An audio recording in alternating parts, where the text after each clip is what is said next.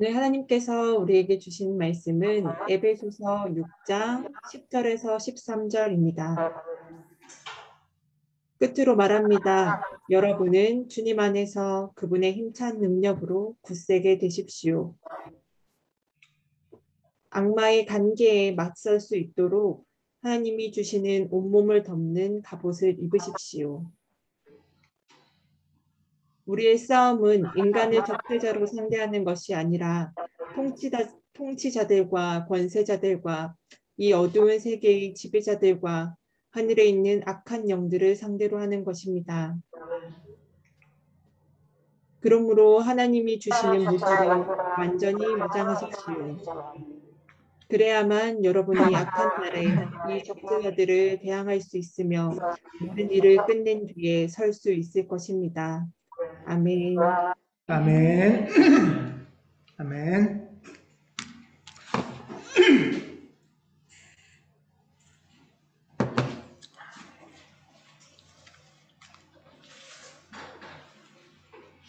네, 고맙습니다. 안녕하세요. 안녕하세요. 반갑습니다. 예. 오늘 10월의 주제는 5주간 하나됨의 기쁨이라고 했습니다. 오늘이 하나됨의 기쁨 둘째 주일입니다. 말씀드린 것처럼 가온교회가 이제 다음 10년을 출발하면서 재창립한다 하는 마음으로 5주간 우리 교회의 공동의 토대를 확인하는 시간을 갖습니다. 지난 주일, 첫째 주일이 제일 중요한 건데요. 지난 주일의 설교 제목 또는 주제 기억나세요? 예. 사실 조금 제목이 어려워요. 그냥 예배 이러면 쉬웠을 텐데. 예. 성례전적 삶의 일치입니다. 예배와 성례전적 삶의 일치. 이 말씀의 근거는 말씀이 육신이 되셨다라는 성육신 신앙입니다. 우리가 주중에 세상에 무한하신 하나님이 계시기 때문에 무한하신 하나님을 만나면서 지난 한 주간을 보내셨죠. 예. 그런데 주일의 예배는 그 광대하고 무한하신 하나님께서 구체적인 시공간 안으로 들어오시기로 약속하시고 그 약속에 우리가 응답하여 나오는 것이 예배라고 했습니다. 예. 참 신비로운 거예요. 무한하신 하나님이 유한한 시공간으로 들어오셨다는 이 성육신 신앙. 그래서 우리도 겸손하게 약속된 유한한 시공간. 그러니까 구체적인 거죠. 화성시 봉담 이 공간 주일 11시에 하나님을 만날 것을 기대하면서 나오는 거예요. 참 이상하고도 신비한 일입니다. 이 정해진 유한 속에서 무한하신 하나님을 경험하는 것이 우리의 신앙 실천 첫 번째라고 했습니다. 그런 면에서 그리스도인들에게 예배는 신앙의 첫 관문이에요. 신앙 생활을 한다. 내가 그리스도인으로서 이제 하나님의 자녀가 되겠다 하면 예배를 드리는 것부터 시작하는 것이고, 그러다 보면 예배에 많고 깊고 상징도 있고 역사도 있고 신학도 있고 아주 총체거든요. 그래서 예배를 점점 더 크고 깊고 광대하게 드리기 위해서 기도도 하고 공부도 하고 신앙 실천도 하는 것입니다. 그래서 또한 예배는 최종적인 신앙의 총화이기도 합니다. 카톡에 김도현 목사님께서 지난주 말씀을 우리 이 주일 11시 때 어린이 예배를 드리시니까 예배를 이제 화면으로 보신 거예요. 그리고서 그 묵상글을 카톡방에 올리셨는데 그걸 잠깐 읽겠습니다. 예배를 통한 성례전적 삶의 일치가 우리들의 다양성을 관통하는 공동의 토대임을 묵상합니다. 예배는 광활하시고 무한하신 하나님께서 유한한 시공간 안으로 들어오시는 사건이기에 우리는 교회가 약속한 유한한 시공간에서 예배의 부르심에 응답하는 신앙 실천을 통해 무한하신 하나님을 경험하는 그 신비를 만날 수 있습니다. 이러한 주일 성례전적 예배를 몸에 익히고 그것이 일주일의 삶으로 또한 한 해의 흐름으로 연결될 때 우리 인생은 거룩한 성례의 삶으로 심화되어 갑니다. 새로운 가온 시즌2를 향해 마음 모으며 주일 성례전적 예배와 성례의 삶을 스스로에게 다짐하고 또한 함께하는 교우들에게 약속합니다.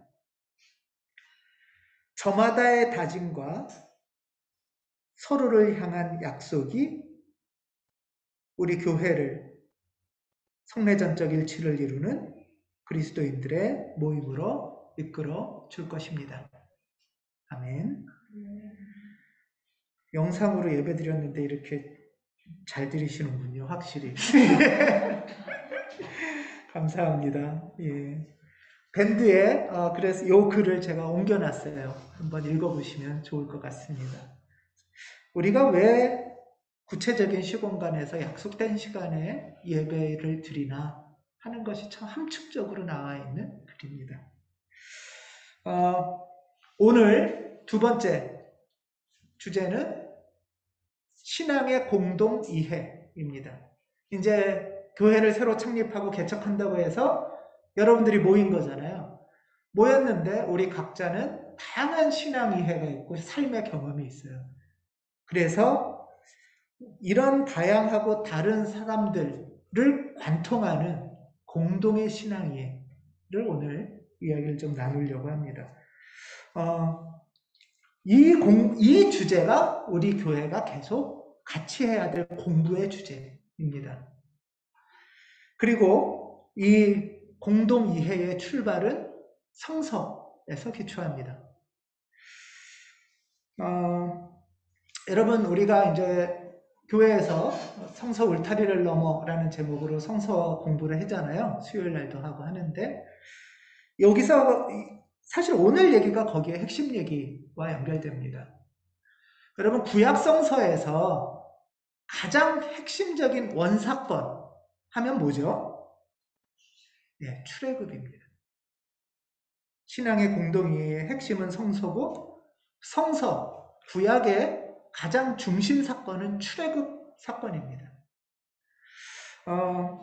이것을 잊지 마셔야 되는데요. 구약 성서를 보면 너무 복잡하고 다양한 이야기들이 많이 있죠.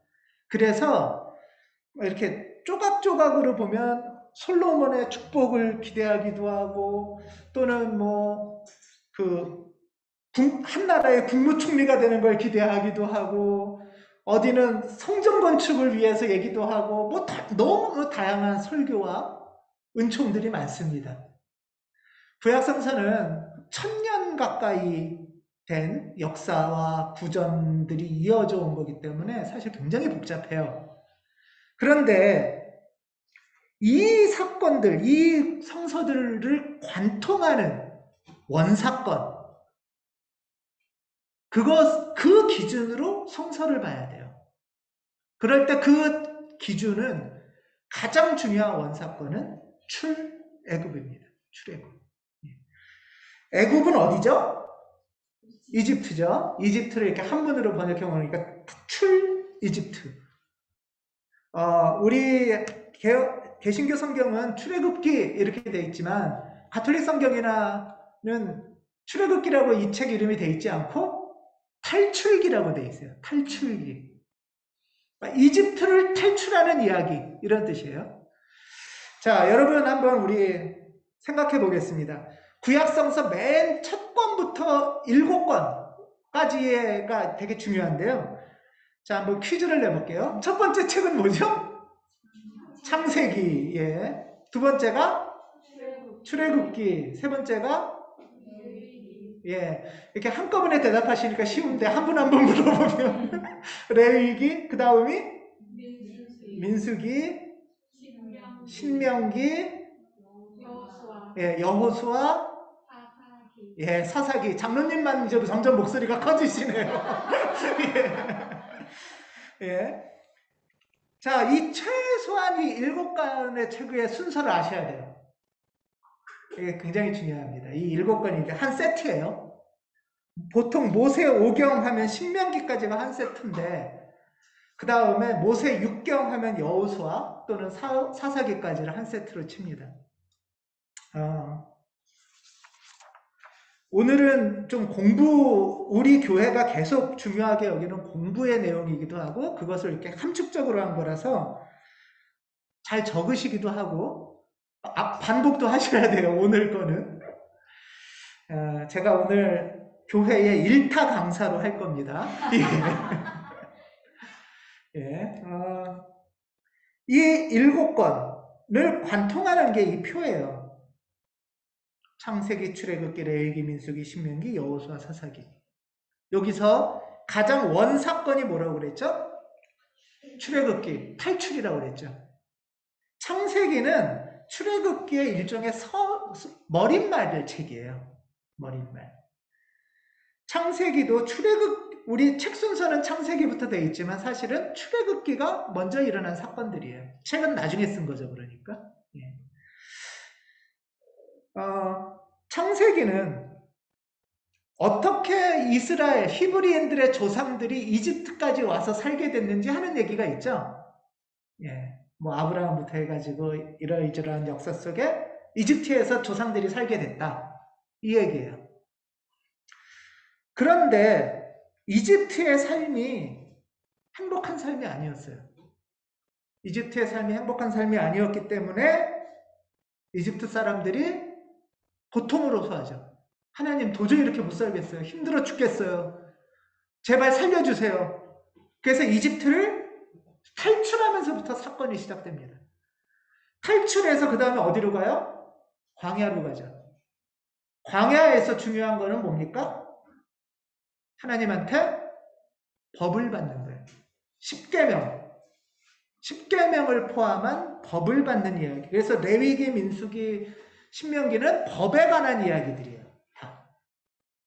법이 나와요.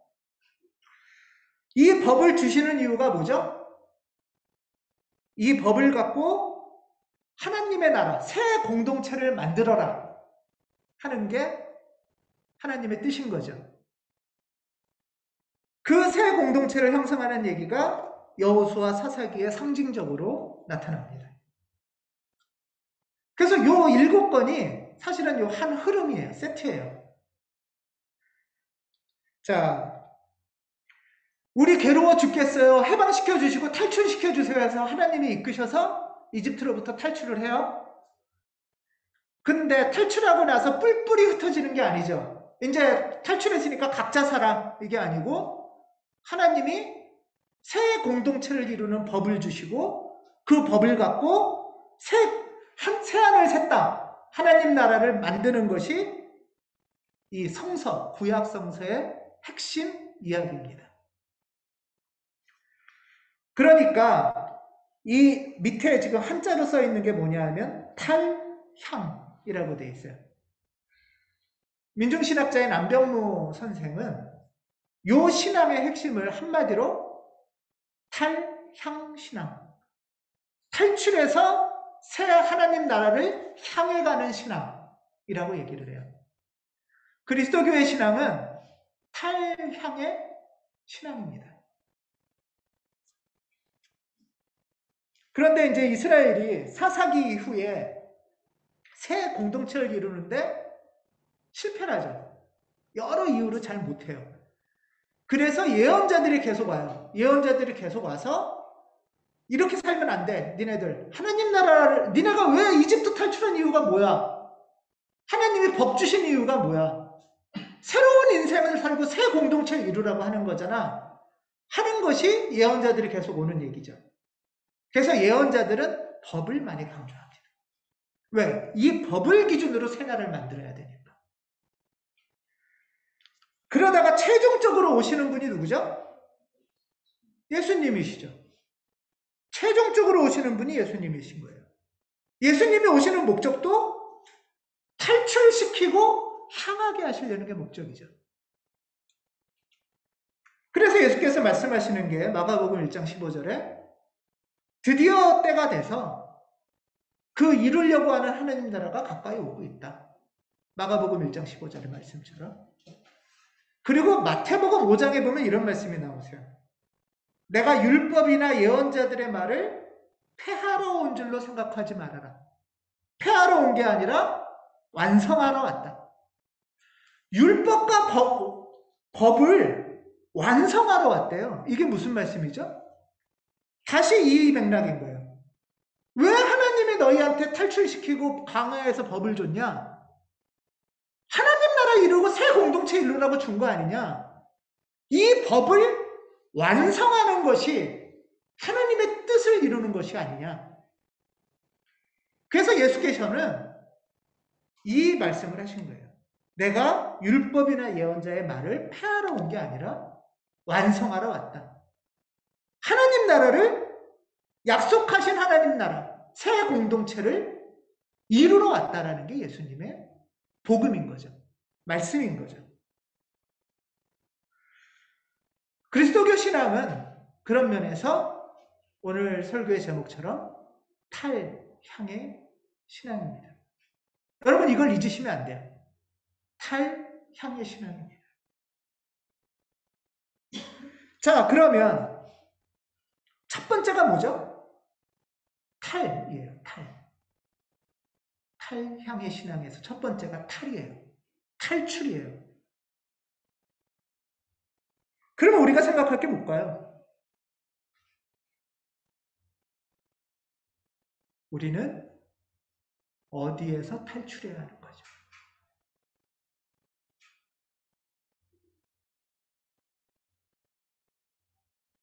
히브리 사람들이 이집트에서 살면서 이집트는 우리 삶은 아니다. 이집트는 인생을 고통을 주고 억압하고 폭력하는 시대고 삶이다. 여기서 탈출해야겠다. 벗어나야겠다.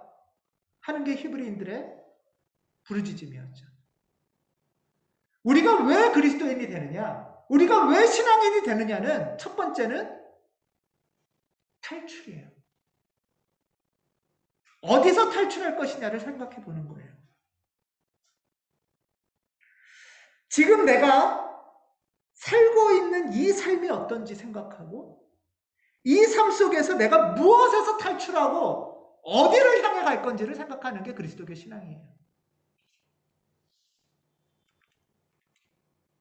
히브리 사람들은 어디에서 탈출해야 됐죠? 이집트의 제국에서부터의 탈출입니다. 이집트 제국의 그 압제, 강제 노동에서부터 벗어나는 것이 신앙의 출발이었어요. 예수님 시대라면 무엇으로부터 탈출을 해야 되죠? 사두개파가 중심이 된 성전체제, 바리새파가 중심이 된 정결체제, 그 모든 것을 아우르고 있는 로마 제국의 식민지 체제, 여기서부터의 탈출이 탈향의 출발인 거죠. 사실 구약성서를 잘 보시면 첫 번째는 이집트 지도 기억나세요? 제가 오늘 지도를 준비를 안 했네요. 이스라엘의 밑에는 이집트라는 거대한 제국이 있어요. 이집트라는 제국으로부터 탈출하는 것. 그 다음에 구약성서는 그 다음에 이집트로부터 탈출한 다음에는 메소포타미아라는 이 위지역에 바벨론 제국이나 아수르 제국으로부터 탈출하는 거예요. 그게 구약성서의 이야기들이죠. 그 흐름이 지나서 시대가 지나서는 그 모든 것을 광대하게 지배하는 로마 식민지 제국으로부터의 탈출. 내부적으로는 성전 체제나 정결체제로부터의 탈출. 이것이 당시의 시대를 바라보는 관점입니다. 이 제국 속에서 뭐라고 얘기를 합니까? 히브리 사람들은 이렇게 얘기했어요. 출애굽기 2장에서 이스라엘 자손들은 고역에 짓눌려 탄식하며 울부짖었어요. 강제 노동에 짓눌려서 탄식하며 울부짖을 때 하나님께서 이 소리를 들으시고 탈출을 공모하기 시작한 거예요.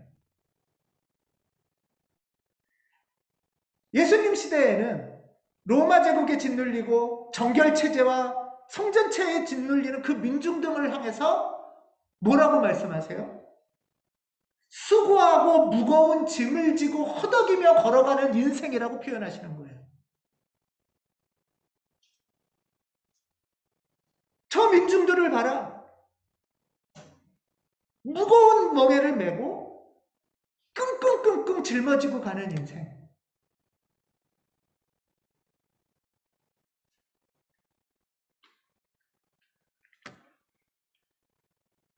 이런 삶에서 신앙은 체제에 대한 순응이 아닙니다. 무감각한 인내가 아닙니다. 이것이 굉장히 중요합니다. 예수께서는 지금 힘들지만 성전체제 참고 견뎌라. 정결체제 그냥 따라라. 로마 어쩔 수 없다. 라고 얘기하시는 게 아니에요. 예수의 사건은 사실 출애굽 사건을 일으키시고 완성하시는 세상의 구원자로 오시는 거예요.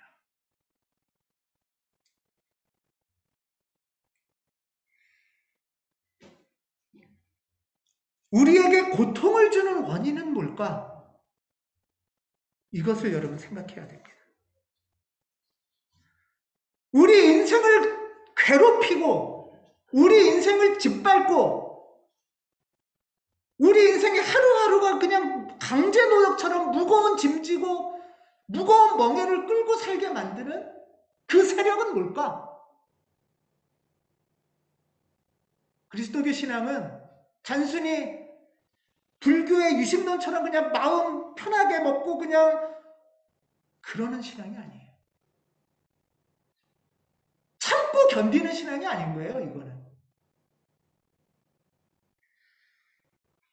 우리 인생의 고통의 원인은 뭘까요? 2000년대에 사는 우리에게, 그러니까 지금으로부터 3000년대에는 히브리인들에게는 이집트 체제였어요. 2000년대에는 로마 체제와 성전 정결 체제였어요. 2000년대 사는 우리들에게, 그리스도인들에게 고통의 원인은 뭘까요?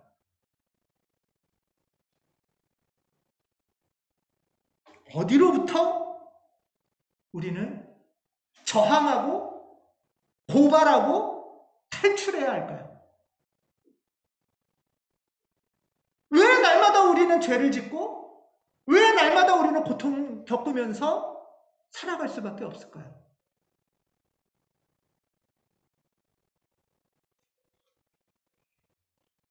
이 과제를 조명하는 것이 그리스도인의 과제고 교회의 숙제입니다. 특별히 현대사회의 이러한 신앙인의 과제, 신앙인의 모습을 두고 칼바르트라는 20세기 신학의 교부라고 말하는 칼바르트가 이런 표현을 했어요. 현대사회를 사는 그리스도인들은 한 손에는 성서를 들고 다른 한 손에는 신문을 들어라고 얘기해요. 신문. 성서는 2000년 전, 3000년 전에 역사와 사건과 세력이 드러나 있는 책이라면 오늘날은 무엇이 어떤 세력이 사건을 일으키는지 같이 봐야 된다는 거예요.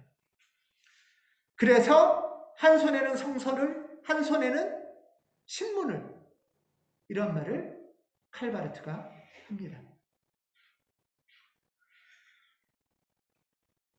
물론 이 과제를 밝히는 것이 만만하진 않습니다. 과거보다 훨씬 교묘하고 복잡하고 잘 안 보여요. 그리고 또 한편으로는 이게 왜 신앙과 관련돼? 하는 생각을 할 수도 있어요. 그래서 우리는 아주 실제적이면서 구체적인 사건을 생각해 봐야 됩니다. 그래서 우리는 신앙을 공부해야 됩니다. 고통이라는 통증이 있는데 이 통증을 견딜까? 참을까? 아스피린을 먹을까? 그것도 생각해야 되지만 또 더 나아가서는 이 고통이 어디서 오는 걸까?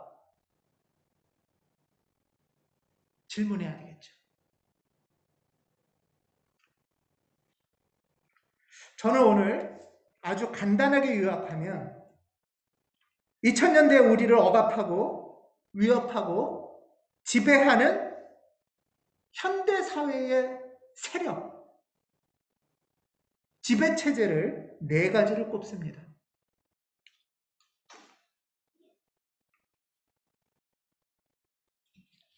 첫째는 자본주의고, 두 번째는 가부장제고, 세 번째는 인간종 중심주의고, 네 번째는 한반도 분단체제입니다.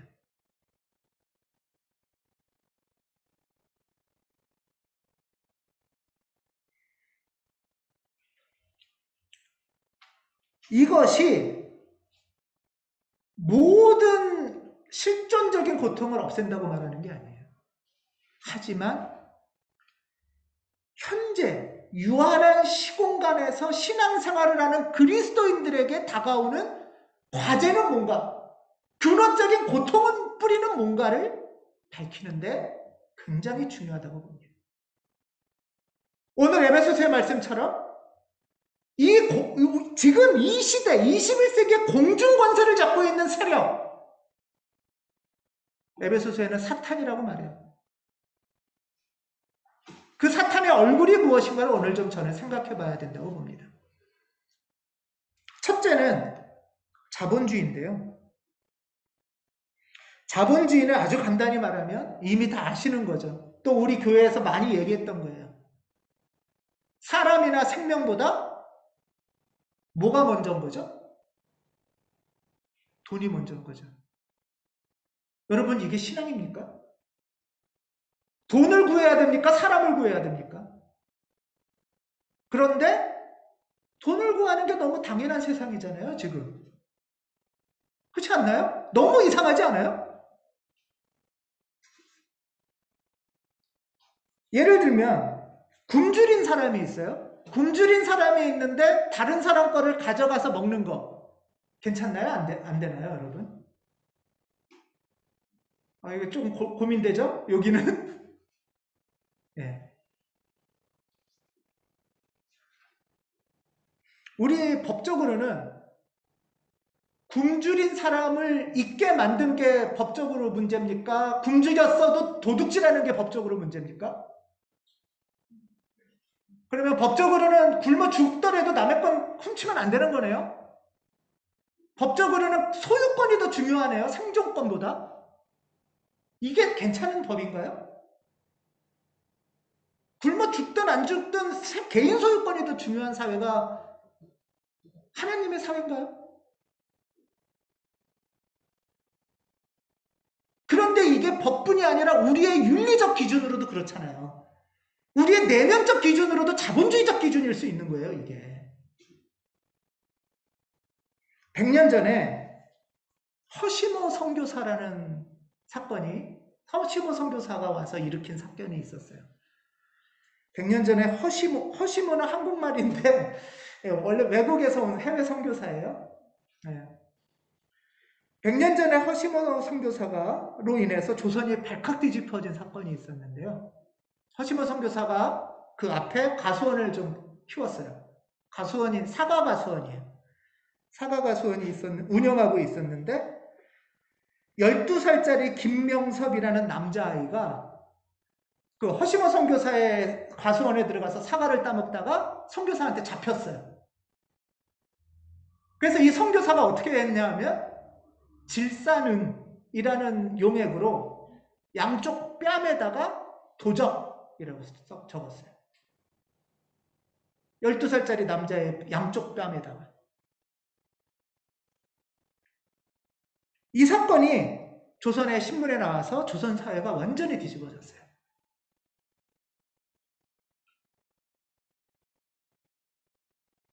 이 선교사는 근데 왜 그렇게 했을까요?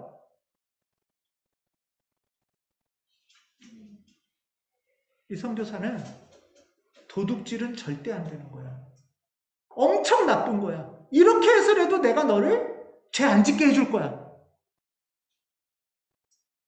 라고 한 거예요. 이 사람의 뜻은 나쁜 뜻은 아니었어요. 그런데 무식했어요. 왜 무식했냐? 이 허시모 선교사는 조선 사회의 서리라는 문화를 몰랐던 거예요. 서리 아시죠? 서리는 가난한 사람들이 사는 사회에서 일반적인 문화예요. 가난한 사람이 있고 굶주린 사람이 있으면 서리를 해서 먹는 것은 용인되고 당연한 문화예요. 근데 허시모 선교사는 서리는 나쁜 거야. 도둑질이야. 개인 소유권과 도둑질로만 생각하는 거예요. 100년 전에 그리스도교와 함께 들어온 왜곡된 윤리기준이 자본주의였어요. 서리는 서로를 돌봐주는 문화에서 나와요. 그리고 이 서리는 구약 성경에서도 용인이 되죠. 신명기 23장 24절에 서리 허용법이 있어요. 당신들이 이웃 사람의 포도원에 들어가서 먹을 만큼 실컷 따먹는 것은 괜찮지만 그릇에 담아가면 안 됩니다. 먹는 거는 배고픈 사람이 먹는 건 돼요. 근데 엄청 따와가지고 들고 나와서 파는 건 안 된대요. 가난한 사람들을 보호하는 법이죠. 이게 신명기에 있는 법이에요. 신명기에는 아까 출애굽기 이후에 새로운 공동체를 만드는 법이 있다고 그랬죠? 레위기, 민수기, 신명기 이런 데에 나오는 중요한 법들 중에 하나인데요.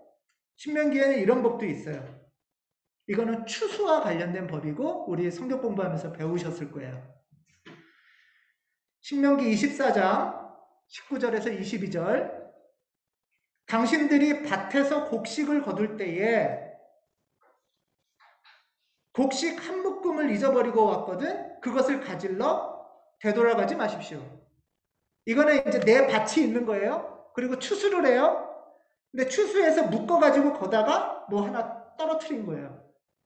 그러면 여러분들 어떻게 하시겠어요? 다시 돌아가서 악착같이 챙겨와야 되겠죠?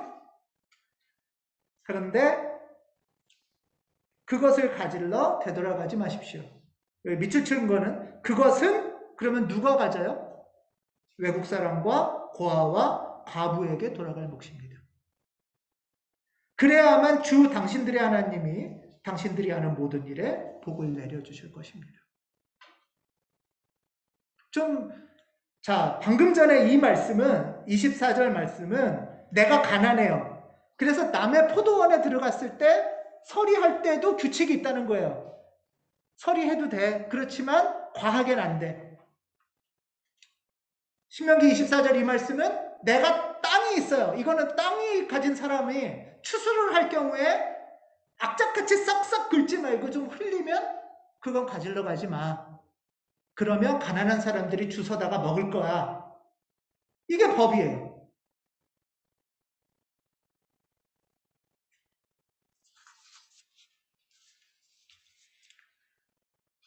여기서는 네 것, 내 것보다 더 중요한 규칙이 있는 거예요. 그래서 사도행전에 이런 말씀이 있는 거죠.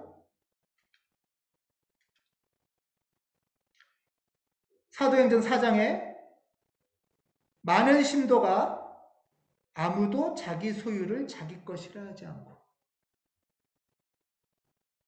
그들 가운데는 가난한 사람이 한 사람도 없었다. 개인 소유권을 강조하는 사회는 가난한 사람이 언제나 있는 사회예요. 소유권보다 더 중요한 무엇이 있는지를 주목하는 사회를 지금 이야기하고 있어요.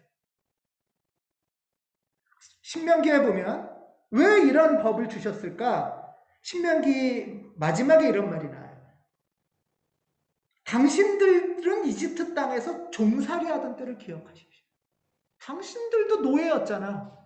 고통스럽게 해서 이집트에서 빼내줬잖아. 이집트는 그럼 어떤 체제였던 거예요? 개인 소유가 훨씬 중요한 거죠. 그래서 니네 굶은 적 있잖아. 그런데 거기서 벗어나게 해줬잖아. 굶는 고통, 가난의 고통에서 벗어나게 해줬으니까 이제 너희도 이런 가난한 사람들을 돌보는 법으로 돌보는 세상을, 그런 공동체를 만들어라. 이것이 하나님 뜻인 거죠.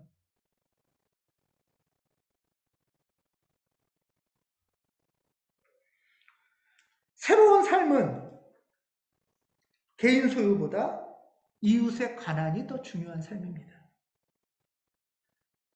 사도행전 4장에서 중요한 것 중에 하나는 아무도 자기 소유를 자기 것이라 하지 않는, 소유 내 것이라고만 움켜쥐지 않을 때 그들 가운데는 가난한 사람이 없다는 거예요.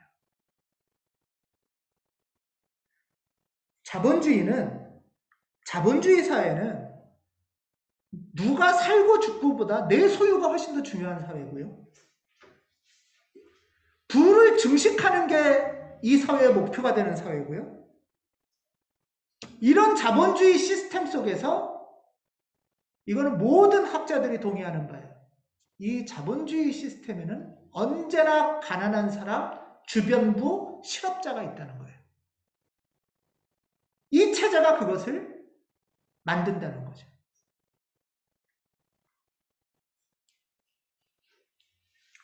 우리의 고통 중에는 자본주의라는 세력이 근원적으로 흔드는 고통이 있을 겁니다. 두 번째는 가부장제입니다.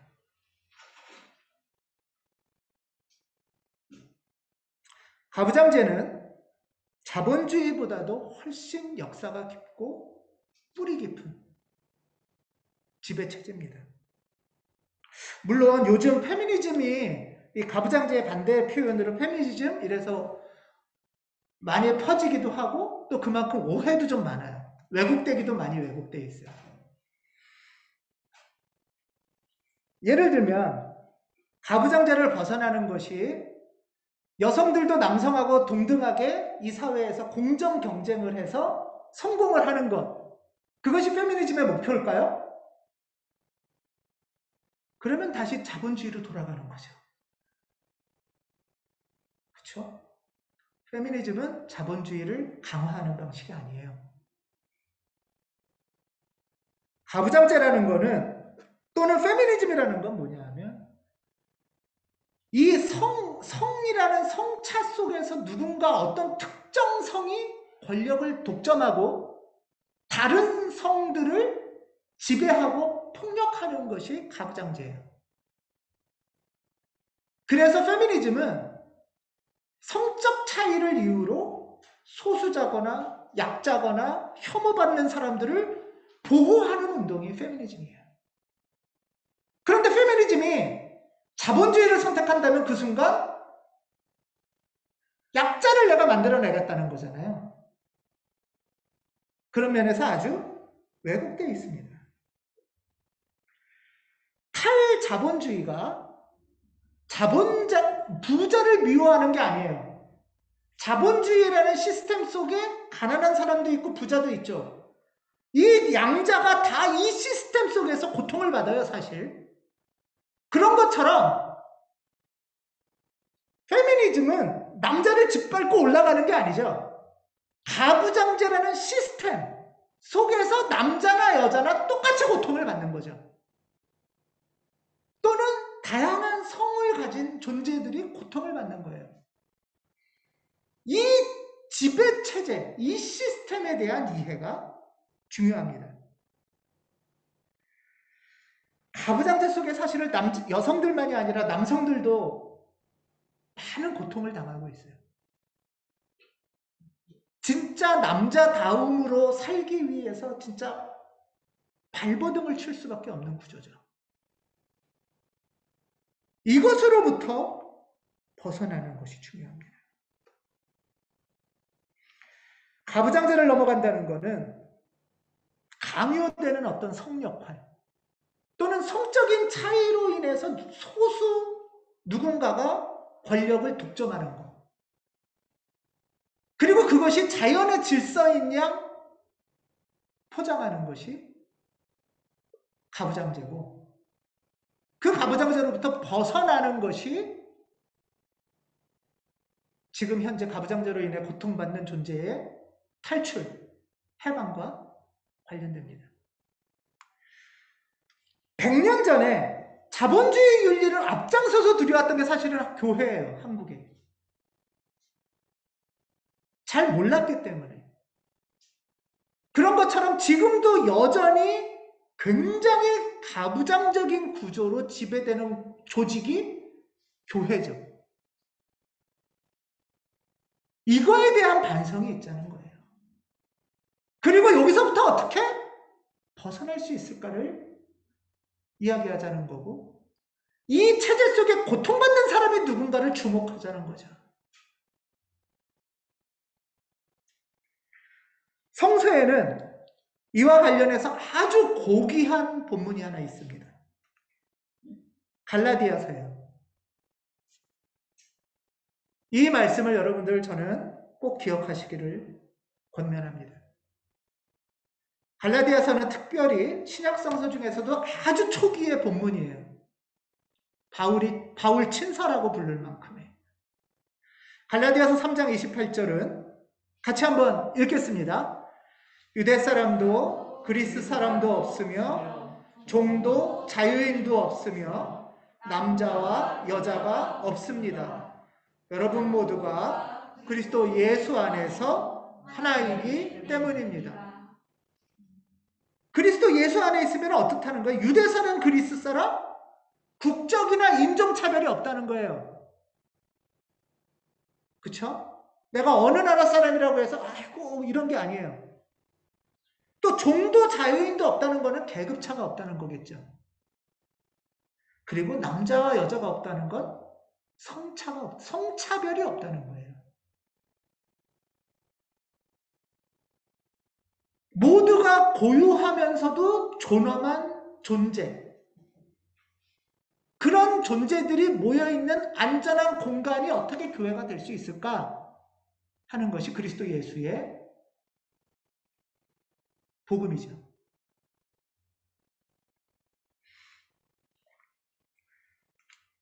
저는 우리가 요 포괄적 성교육이라는 걸 하나 배우고 싶어요.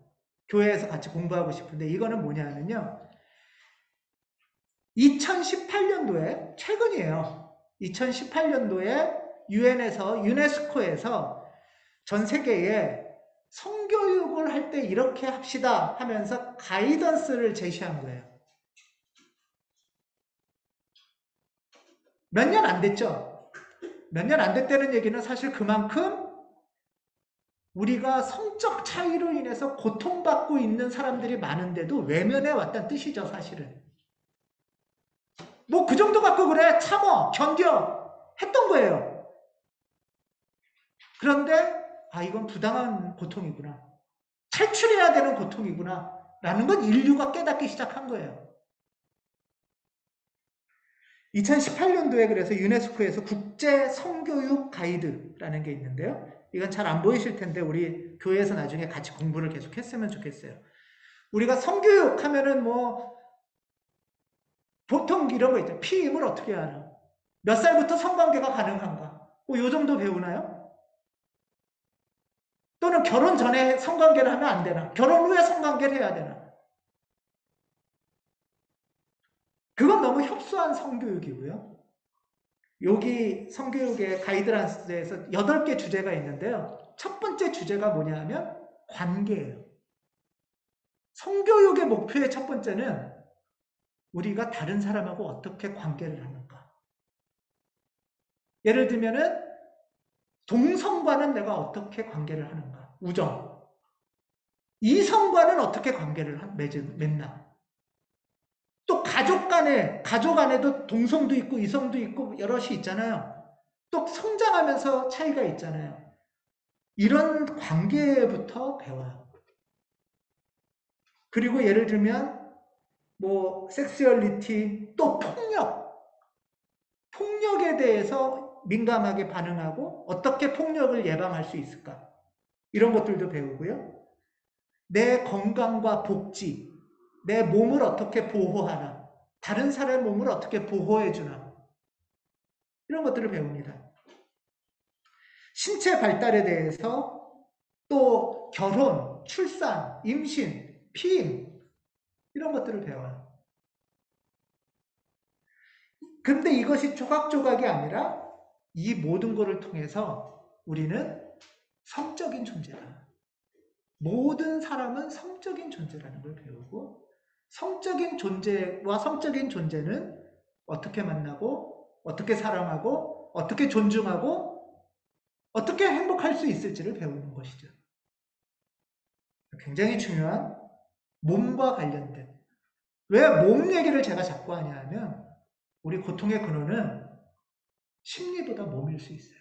그리고 몸이 훨씬 포괄적인 고통의 근원이고 존재하는 방식이에요. 이 몸을 띄워놓은 채, 돈 얘기를 띄워놓은 채 심리적인 내면적인 얘기만 하는 게 그리스도교 신앙이 아니라는 거예요. 저는 이런 것들을 교회에서 같이 배워갔으면 좋겠습니다. 세 번째, 우리와 지구를 고통 속으로 몰아넣는 것은 인간 중심주의입니다.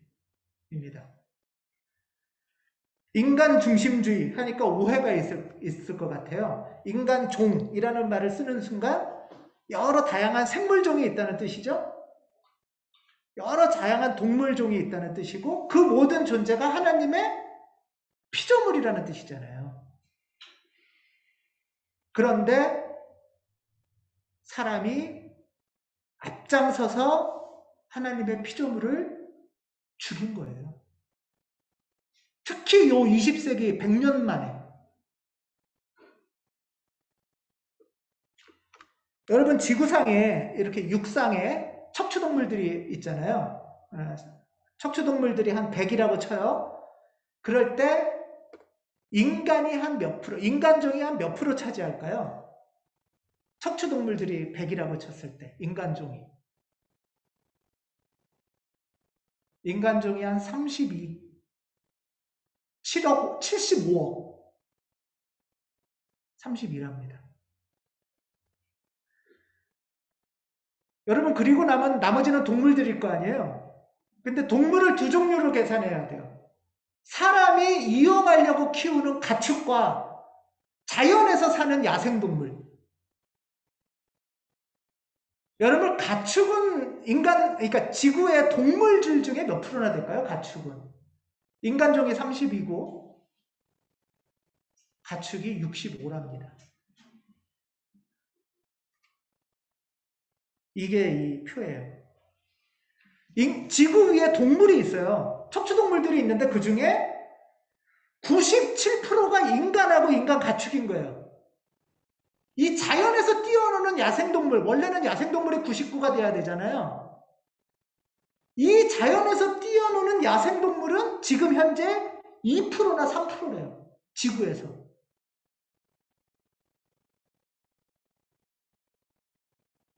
굉장히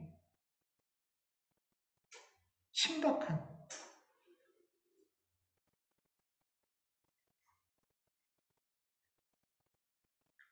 이 결과들이 자연이 파괴되고 기후가 위기가 오고 코로나가 확산되는 여러 위기를 앞당기고 있고 이 고통을 점점 우리는 느껴갈 거라는 거죠. 이거는 기도하면서 참고 견딜 인내의 차원하고 다르다는 거예요. 이 부분을 잘 인식해야 됩니다. 이런 현상 속에서 우리가 생각해 볼 것이 꽤 많은데요.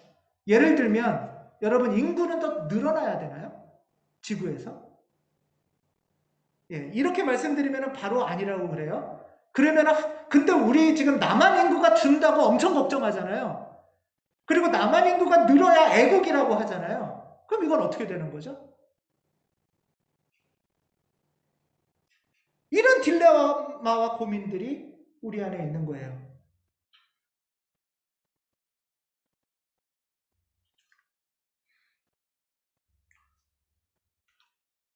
신명기에 또 이런 말씀이 있어요.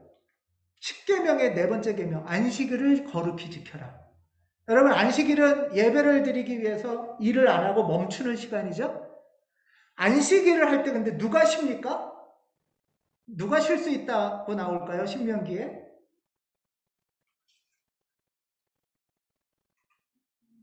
아들이 너도 쉬고, 신명기 5장 12절에 보면 네 아들이나 딸도 쉬게 해주래요. 딸도 사람은 아니지만 쉬게 해주라는 겁니다. 근데 더 나가서 남종이나 여종, 노예도 쉬게 해주래요. 그리고 너희 소나 나귀나 그 밖의 모든 집짐승도 쉬게 해주래요.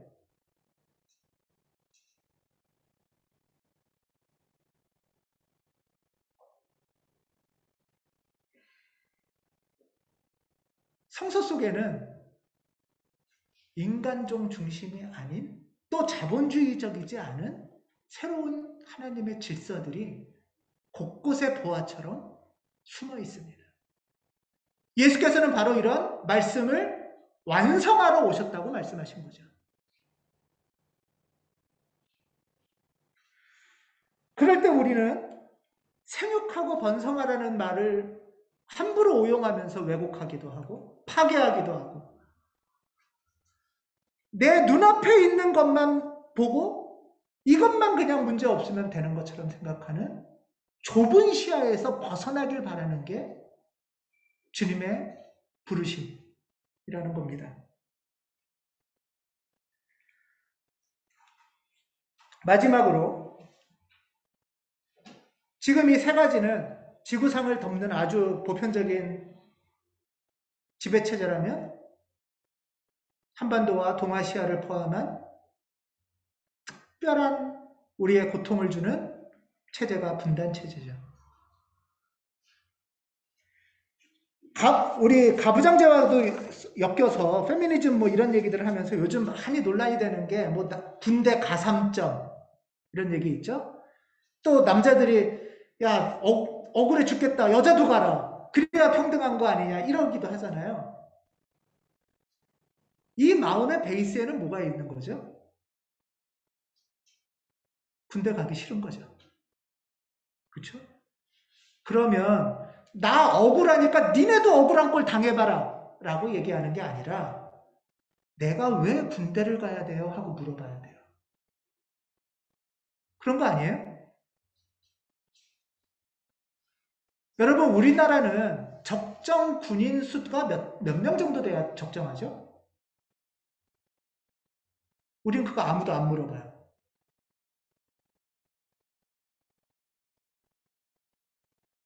그냥 억울한 꼴 나 당하느니 너도 억울한 꼴 당하고 나 고통당하느니 너도 고통당하고 이런 식으로만 우리는 반응을 하는 거예요.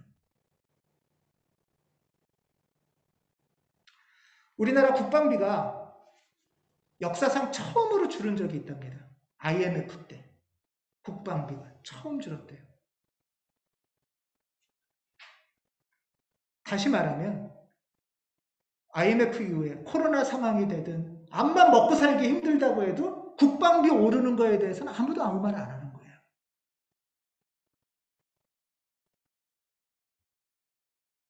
수십 조가 나가는 거는 괜찮고 그냥 기본소득을 몇십만 원을 줘야 되냐 이거 갖고 서로 싸우고 있는 거예요. 예를 들면.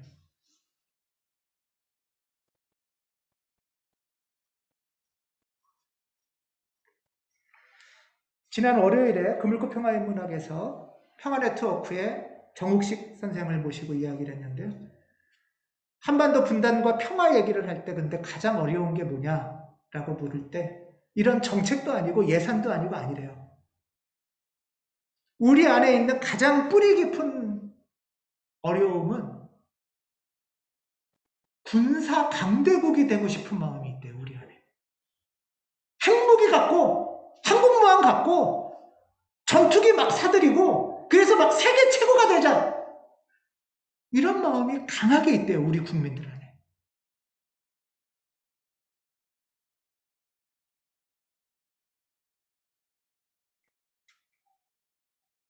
하지만 전쟁은 스포츠나 게임이 아니죠.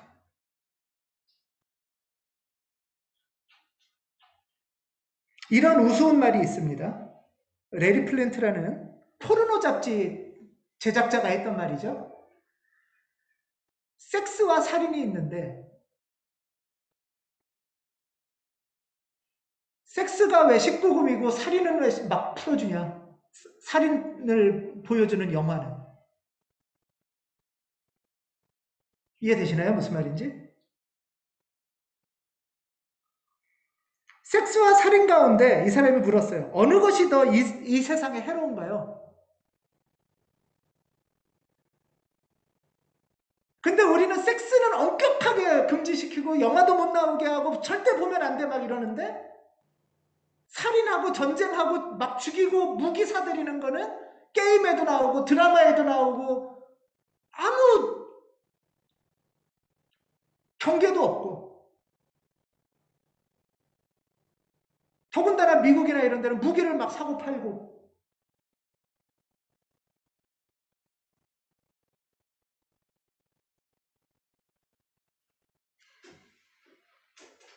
우리 그리스도인들이 기억할 말씀은 마태복음 5장 9절이에요. 예수께서는 전쟁에서 강한 힘을 갖고 이기는 사람이 복받는 게 아니라 평화를 이루는 사람이 복을 받는다. 하나님이 그들 평화를 이루는 사람을 자기 자녀라고 부르실 것이라고 하죠. 여러분 우리는 하나님의 자녀죠. 하나님의 딸이고 아들이라고 고백하잖아요. 그러니까 우리는 힘을 선택하지 않고 폭력을 선택하지 않고 평화를 선택하는 사람들이 되어야죠. 그래야 하나님의 자녀가 될 수 있지 않습니까? 그럴 때 평화를 선택하고 하나님의 자녀가 되는 길을 가로막는 체제가 분단 체제라는 거예요. 강한 군사대국, 막 진짜 사나이, 강철 부대 이런 것들이 우리 안에 어떻게 들어오냐 하면 힘에 대해서 숭배하고 야 시키면 시키는 대로 해. 뭔 말이 많아. 이러면은 군사주의, 특별히 남성 중심 가부장 문화는 군사주의와 직결되어 있죠. 그리고 또 하나 굉장히 중요한 게 바로 정 만들기입니다.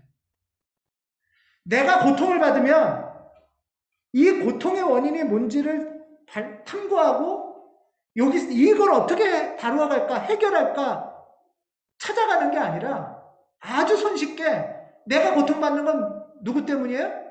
너 때문이야. 이렇게 말하는 거예요.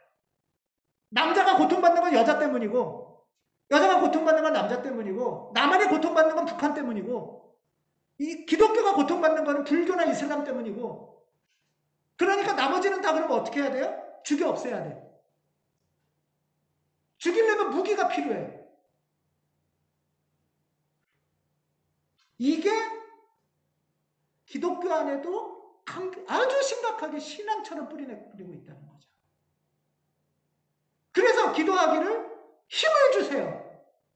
적들을 다 무찌르게 해주세요라는 폭력적인 기도를 하는 거죠.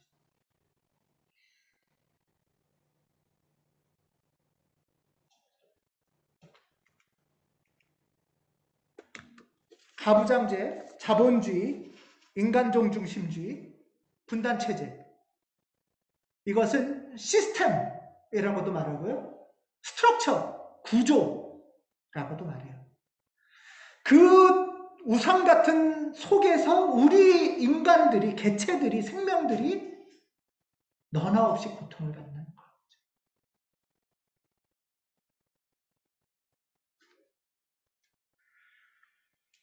우리가 신앙생활을 하는 이유는 고통으로부터 구원받고 싶은 거잖아요.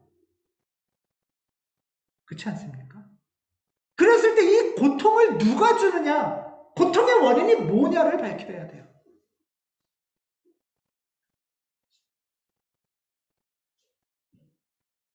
오늘 출애굽기 이야기 중에, 탈출하는 이야기 중에 탈출의 초기에 아주 상징적인 이야기가 하나 있습니다.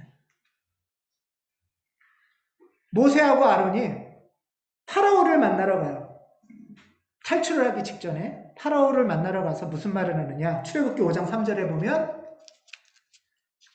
우리가 광야로 가서 주 우리 하나님께 제사 드릴 수 있게 허락해 주세요.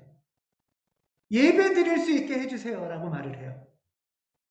탈출의 첫 이유예요. 하나님한테 예배 드릴 수 있게 광야로 잠깐 나갔다 올 수 있게 해주세요. 근데 파라오가 뭐라고 대답하느냐? 출애굽기 5장 4절에 모세와 아론은 들어라. 너희는 어찌해서 백성이 일을 하지 못하게 하느냐? 어서 물러가서 너희 할 일이나 하여라. 지금 예배 드리지 말고 뭐 하래요? 일하래요. 시키는 일이나 해라 이거예요.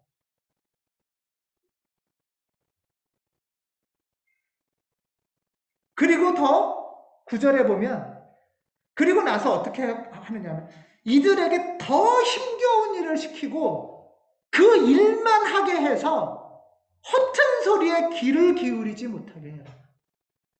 일에 짓눌려서 아무 생각도 못하게 하고 하루하루 그냥 허덕허덕 살게 만드는 게 사탄의 목표라는 거예요. 이 파라오의 표현에 의하면 우리 예배 드리는 건 뭔 거예요? 허튼 소리에 귀 기울이는 거예요. 시스템에 귀 기울이는 게 아니고, 잠깐만 좀 멈춰봐, 있어봐. 지금 내가 왜 이렇게 있는 거야? 이렇게 계속 살아야 되는 거야? 어떻게 하는 게 하나님 뜻이야? 라고 허튼 소리에 귀를 기울이는 게 예배라는 거예요.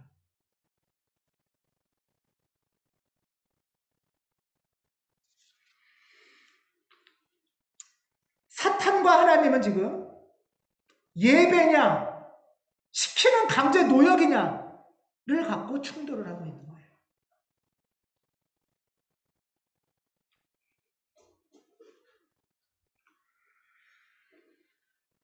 이 싸움은 오늘 에베소서 말씀처럼 우리 싸움은 인간을 적대자로 상대하는 것이 아닙니다.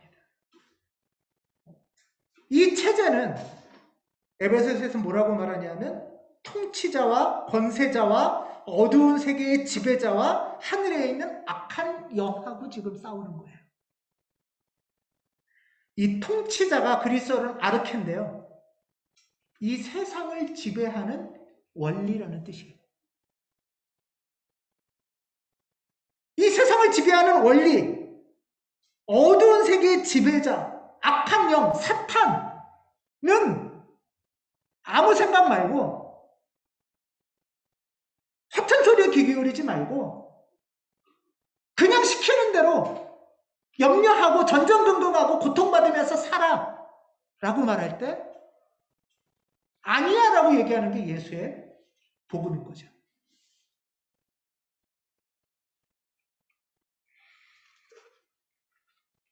그래서 우리 그리스도인들에게는 에베소서의 말씀이 우리에게 중요한 과제입니다. 여러분은 주님 안에서 그분의 힘찬 능력으로 굳세게 되십시오. 악마의 관계에 맞설 수 있도록 하나님이 주시는 온몸을 덮는 갑옷을 입으십시오. 하나님이 주시는 무기로 완전히 무장하십시오.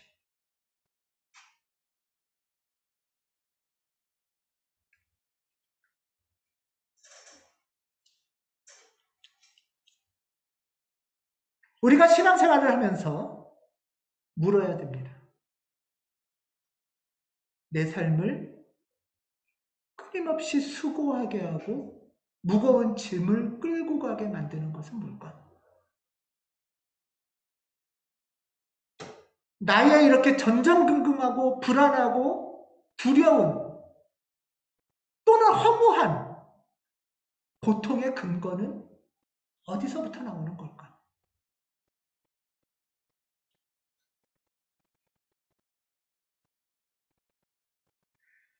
내가 하나님의 응답에 부름받아서 나가려고 하는데 그것을 가로막는 세상의 권세, 악한 영은 무엇일까?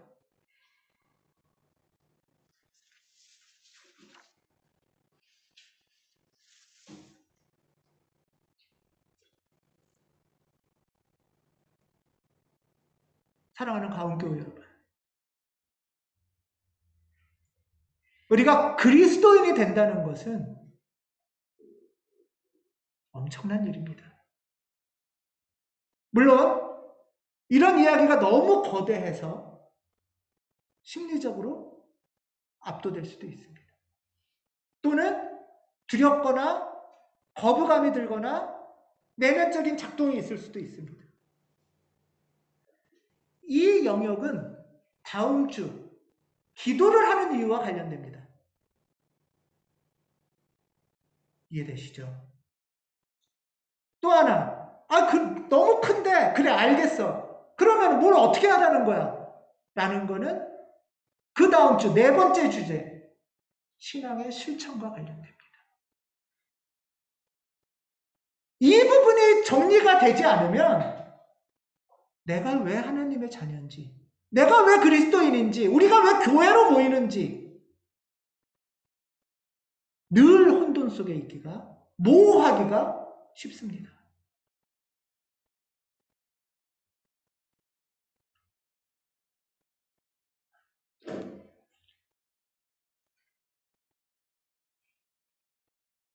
우리가 교회로 모이는 것은 하늘의 공중권세로부터 탈출하는 시작입니다. 하나님의 부르심으로 나아가는 시작입니다.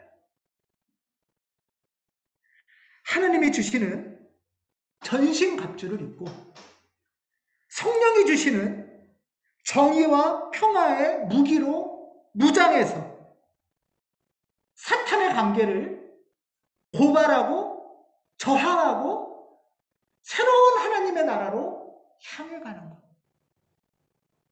그것이 오늘 21세기 가움교회로 모이는 부르심의 뜻입니다. 이 뜻을 깊이 굳게 새기는 우리 모두가 되기를 주님의 이름으로 기원합니다. 아멘. 기도하겠습니다.